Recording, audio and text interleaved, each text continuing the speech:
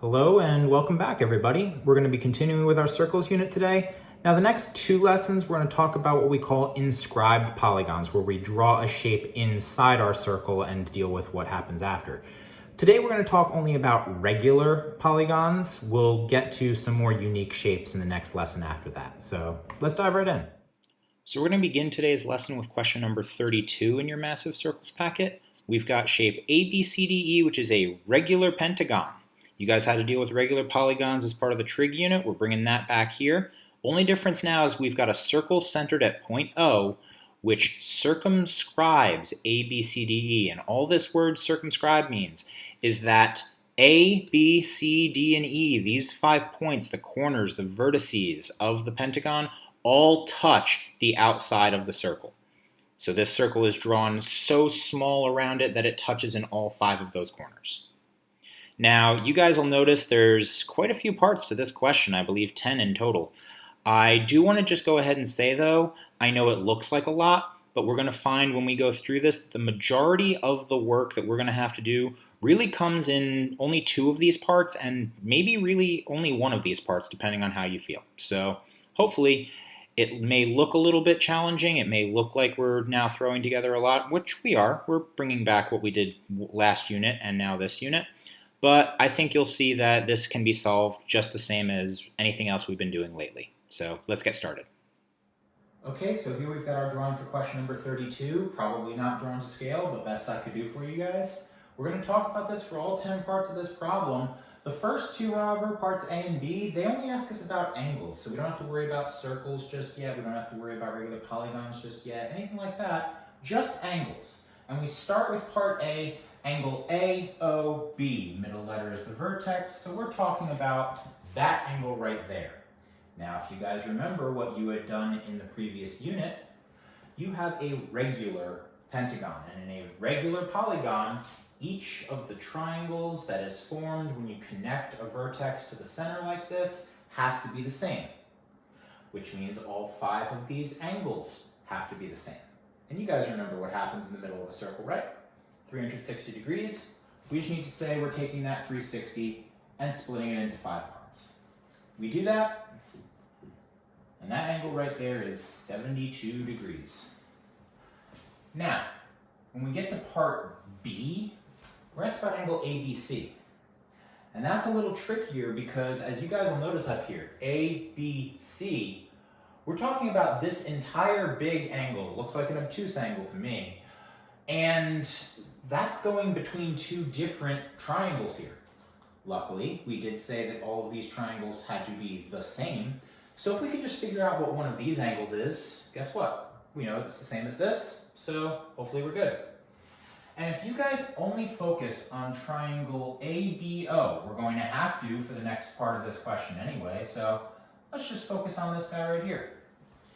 You will notice we have a triangle where we only have 1 angle known, but I have a radius here for BO, I have a radius here for AO.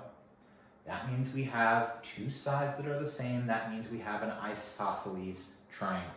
Once we have an isosceles triangle, we say, okay, I've got 180 degrees in my triangle. I'm going to subtract the 72 I know to find 108 that left that I do not.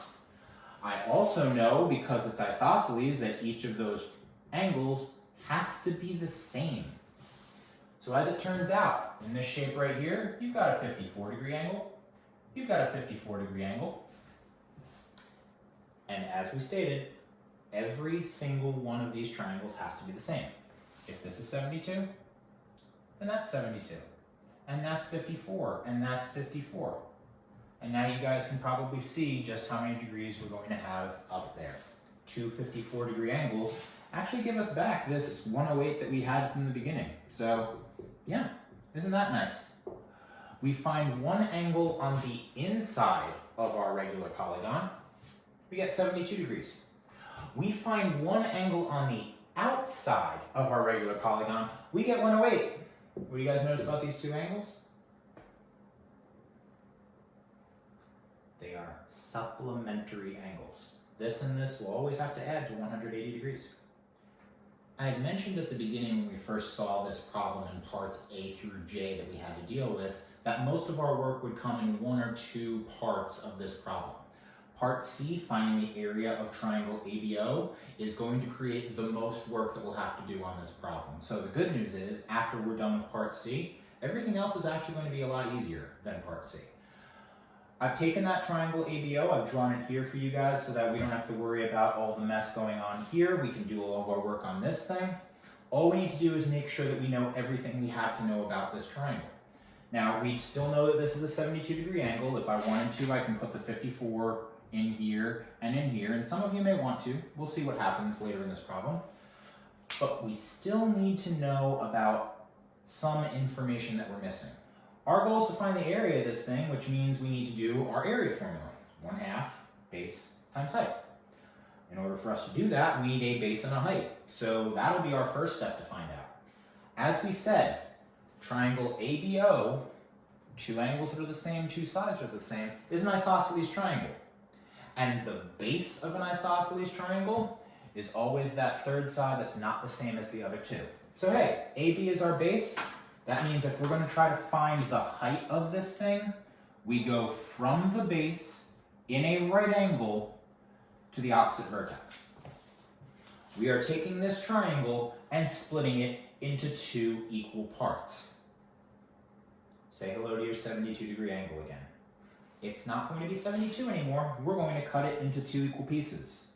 On each side of this line here, we've got 36 degrees. The last thing we need to figure out before we can start doing any calculations is, okay, great, I know a whole bunch of stuff about angles here, but I don't have any sides labeled yet. Well, the only information you were given about any side lengths in this problem was when you were told at the beginning for pentagon ABCDE, each side length was 6 yards. Well, that means this guy right here, the entire side length of our pentagon would be 6 from A to B. We're going to have to do trig to find the pieces that are missing here. Well, that means we need to focus only on one of these small triangles, so we need to know how long that piece is. Luckily, you guys can divide by 2 pretty easily. So that's where we're at, and that's where we're going to continue. Going to have to do trigonometry with this small triangle right here, so we'll isolate that and we'll work on that. So even though we're looking for triangle ABO here, we really only care about half of it. Again, that's going to be what we need to find the height. We need a right triangle if we're going to be using trigonometry. Now, most of you in the past have said, okay, I've got 72 degrees in the middle, I'll cut that in half and I've got 36. And there would be the reference angle that I would have to use for opposite adjacent hypotenuse. You could also choose to use the 54. There's no problem with that. It's just going to change whether this side is your opposite or your adjacent. But let's stick with what most of you guys have been doing in the past. We're going to take this 36-degree angle. We're going to talk about all of our sides. The hardest part for most people in this problem, guys, is figuring out which of these sides is the hypotenuse. It's not oriented the way that we're used to seeing right triangles. But please remember, the hypotenuse of a right triangle is across from the right angle. It is the longest side. It's the side that does not touch the 90-degree angle. AO down here is actually your hypotenuse.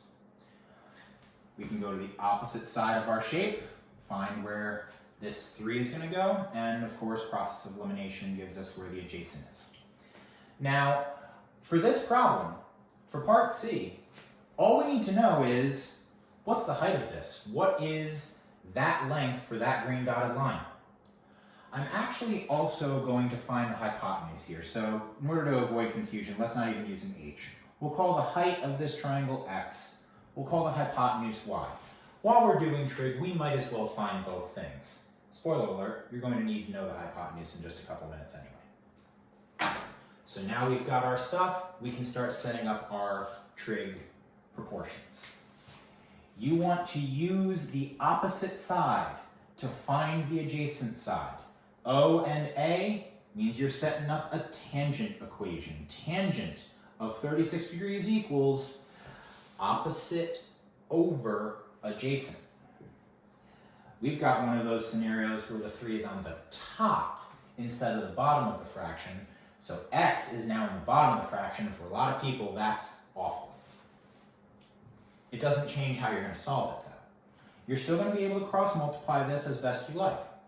Or, what you guys might have talked about before this is that if your x is on the bottom, you're going to be dividing at the end of this problem instead of multiplying like you have in the past. So we want to do 3 divided by tangent of 36 to figure out what this x is going to be. So we grab a calculator, we type this in, and we see that x is equal to 4.13. This height of our triangle here, this green dotted line, 4.13 yards. And we'll get to what we're about to have to do with that in a second, but as I said, while we're on this triangle and while we've got it here and while we're doing trig, we might as well find our third side as well. It might come in handy for us in, I don't know, part E perhaps? So, our goal is to find the hypotenuse. Again, you can choose which of these two sides to use, but given the choice between a whole number and a decimal, I know where most of you will probably be going. We've got our opposite side of 3 that we want to use to find our hypotenuse. Opposite and hypotenuse means this time we're talking about a sine function. So sine of 36 degrees is equal to 3 over y.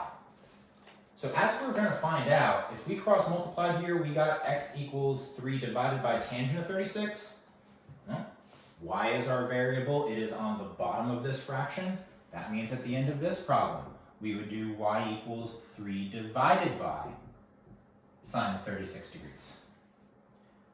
Now remember to keep in mind, we're finding the hypotenuse of this triangle. We are finding the longest side length. So if I get a number that's any less than 4.13, I know I've done something wrong. Luckily, if I take my calculator and type in 3 divided by sine of 36, I get a number that is quite clearly not smaller than that, 5.10. So our length of our hypotenuse is 5.1 yards. But, as we said, for part C, the area of this triangle, we're not even going to care about this. All we need to know is about our base and our height. As we'd said before, the base of this triangle, the base of ABO, is this whole thing right here, which means this 3 that we've been using in our right triangle is half the base. At the end of this problem, if we want to find the area of a triangle, we are doing half the base, which we know is 3, times the height, which we just found. So 3 times our height, 4.13, actually means the end of this problem is not that bad. The area of this triangle is 12.39. Please remember your units. We are talking about area. Our lengths were in yards. So we have 12.39 yards squared. So I've taken a lot of the calculations that we just came up with, the height of our triangle, the length of the hypotenuse, the area of the triangle, put those over here so that maybe they can help us find what's about to happen here. As I'd said, part C was the most work we're going to have to do in this problem. I hope that you're going to find that finding the area of the pentagon is much, much easier, because we don't have a formula to find the area of a regular pentagon. All we have are 5 identical triangles going around the side. If we know the area of 1, we know the area of 5. All I've got to do is that multiplication. 12.39 times 5, and you get 61.95 square yards. Part D took us about 10 seconds. Part E, finding the area of the circle. Hey, this is the circles unit. Here's the first thing we've had for one of those areas, and now all we need to do is remember what our area formula is. It's pi r squared. Please be careful in this problem, guys. The most common error is that you're going to put a 6 here. This 6 that we were given was each side length of the pentagon, but the radius of a circle isn't out there. The radius of the circle is any line that goes from the center point of the circle to the outside of the circle. Any of these black dotted lines that you guys see here is going to have to be one of our radii. And luckily, there's the extra work that we did in part C. We didn't have to find the hypotenuse, but we did, and that means we now know our radius.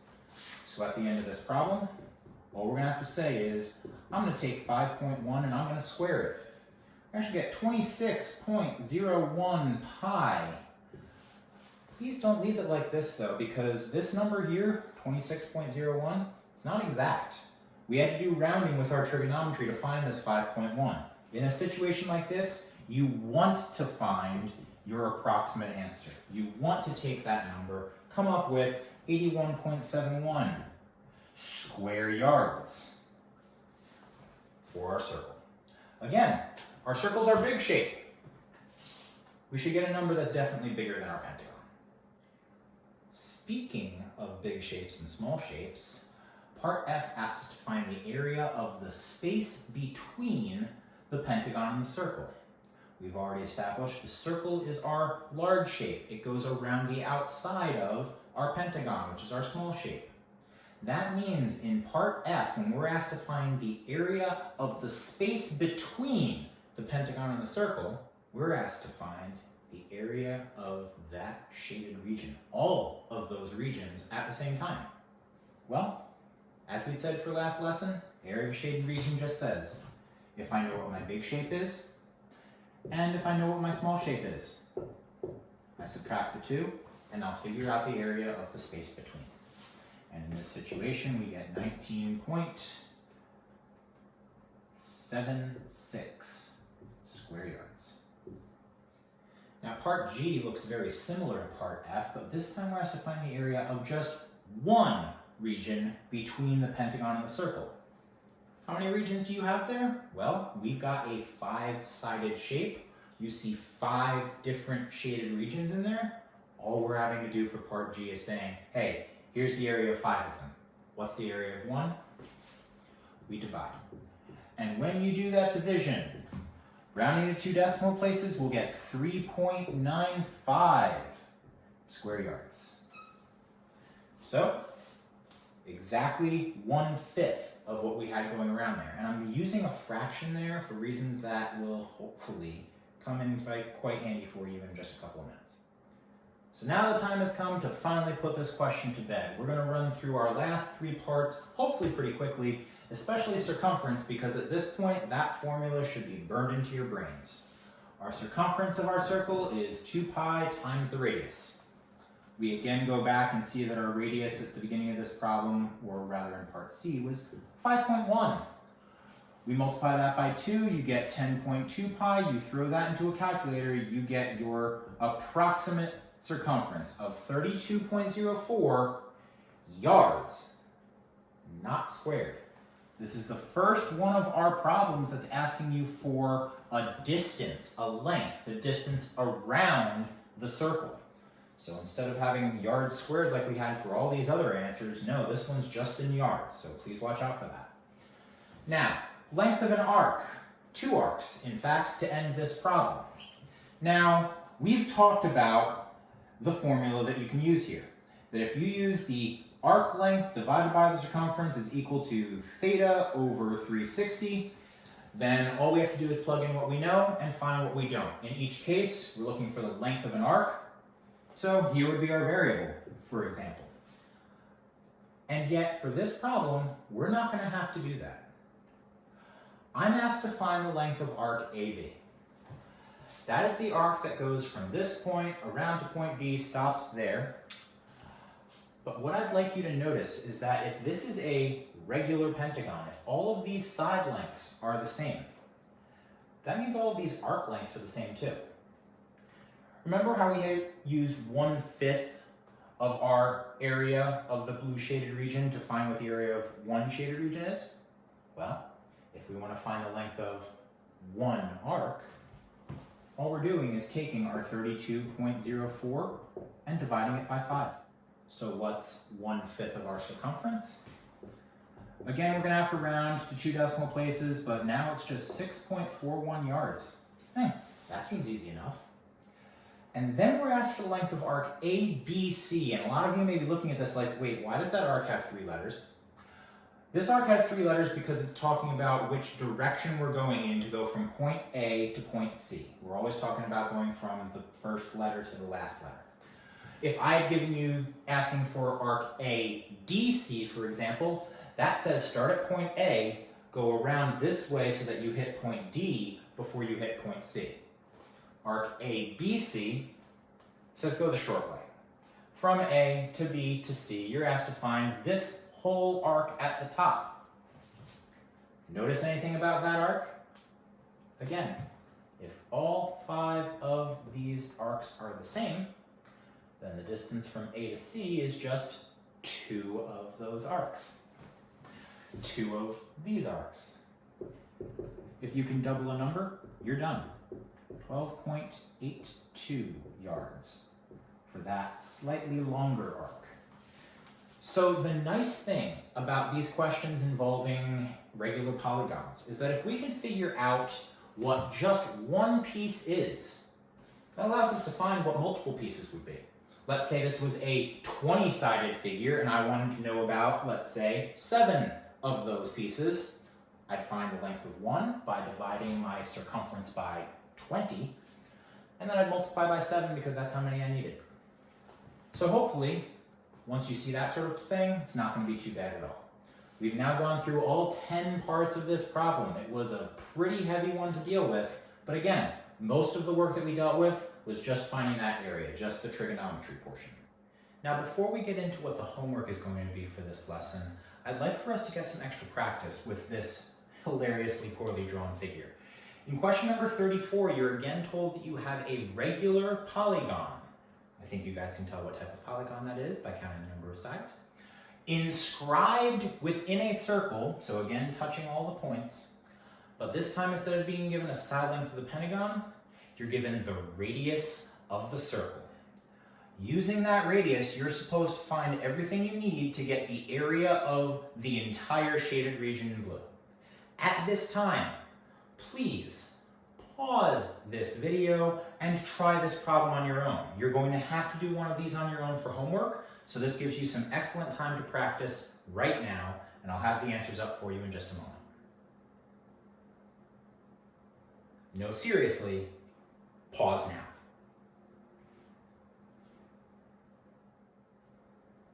And now we're back after having paused to work on this on our own, and hopefully you have some work that looks a little bit like what I have here. Your goal is to find this right triangle here using trigonometry. We get what our half the base and our height is. We use that to find the area of a triangle. We use the area of a triangle and the fact that there would be 5 of those triangles to find the area of the pentagon. Area of the circle, we were given our radius, so that we could have done from the very beginning. And if we want to know the area of a shaded region, we take the larger shape and subtract that area by the area of the smaller shape. And this blue shaded region here is 76.31 centimeters squared. So hopefully you guys can see, yeah, this is just cramming together all the stuff that we've been doing over the last 2 units now. A lot of trig at the very beginning, maybe, of this problem, but after that, it's just areas over and over and over again. Now, for tonight's homework, question number 35, you'll notice we don't have a regular pentagon this time. It's still a regular polygon. I'll leave it to you to count how many sides that is. And this time we're given its perimeter. Please remember in a regular polygon that all of your side lengths must be the same. Hint, hint, hint. I'd like you to do all 3 parts here. Now, part A, find the area of the region between the polygon and the circle. That's exactly what we just did in question 34. We just have a different kind of polygon in here. But method should hopefully be the same, so you guys are good with that. Parts B and C of this kind of harken back to the end of question number 32. We're asked to find the length of an arc again. We're also asked to find the area of a sector, but not just one of these individual sectors, multiple. Again, keep in mind what we know. If it's a regular polygon, then that should tell you something about all of these arcs that go around the outside and how they are related to one another, and how each sector going around the inside should be related to one another. In addition to our one homework problem, you may have noticed through your emails that I've created classes for us on Khan Academy. Now, for those of you who've already used Khan Academy in our district in the past, I think you were automatically enrolled in the class. You shouldn't have to do anything else to sign up. If you haven't used Khan Academy in the class, or if you've used it but it's not connected to your student email, please do check your student emails. There should be an invitation. We are going to start having practice work and some assessments that will be on Khan Academy, so it's very important that you guys have the logins, you're able to see everything that we post for our class. That does it for today's lesson. Have a great rest of the day.